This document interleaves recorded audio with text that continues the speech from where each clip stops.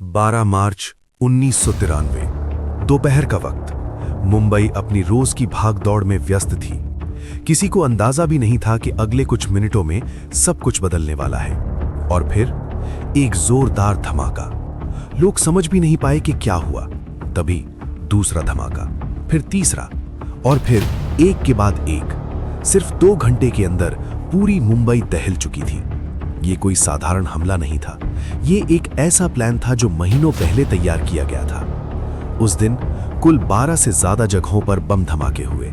Stock exchange, air India building, hotel, भीड़ भाड़ वाले बाजार, हर जगह सिर्फ चीखें, खून और डर। इस हमले में 257 लोगों की जान गई और 700 से ज्यादा लोग घायल हो गए। The times of India, Mumbai जो कभी नहीं रुकती, वो पहली बार डर के साए में थम गई थी। लेकिन सवाल ये था, इतना बड़ा हमला, एक साथ इतने धमाके, ये कैसे पॉसिबल हुआ? जांच शुरू हुई और धीरे धीरे एक एक परत खुलने लगी। पता चला ये हमला अचानक नहीं हुआ था। इसकी प्लानिंग भारत के बाहर बैठकर की गई थी। दुबई में मीटिंग्स हुई थी जहां पूरे हमले का ब्लूप्रिंट तैयार किया गया।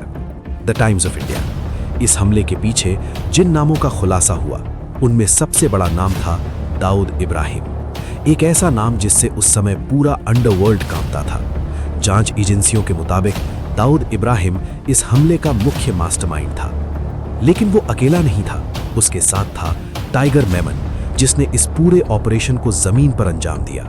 रिपोर्ट्स के अनुसार टाइगर मेमन ने ही लोगों को इकट्ठा किया, उन्हें ट्रेनिंग दिलवाई और पूरे प्लान को एग्जीक्यूट किया। बिजनेस स्टैंडर्ड, इस प्लान में सिर्फ बम लगाना ही नहीं था, बल्कि पूरी तैयारी के साथ RDX जैसे खतरनाक विस्फोटक भारत में लाए गए। गाड़ियों में बम लगाए गए, स्कूटर, कार, हर चीज को हथियार बना दिया गया। सबसे खौफनाक बात यह थी, ये हमला बहुत ही सटीक टाइमिंग के साथ किया गया था, ताकि एक धमाके के बाद लोग संभल भी ना पाएं और दूसरा धमाका हो जाए। लेकिन सवाल अभी भी बाकी था, आखिर ऐसा क्यों किया गया?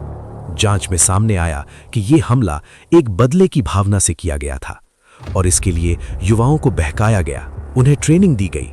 कुछ लोगों को तो विदेश भेजकर हथियार चलाना भी सिखाया गया। धीरे धीरे पुलिस ने इस केस को सुलझाना शुरू किया। कई लोगों को गिरफ्तार किया गया, कई लोगों को सजा भी हुई। कुछ बड़े नाम आज भी कानून की पकड़ से दूर हैं।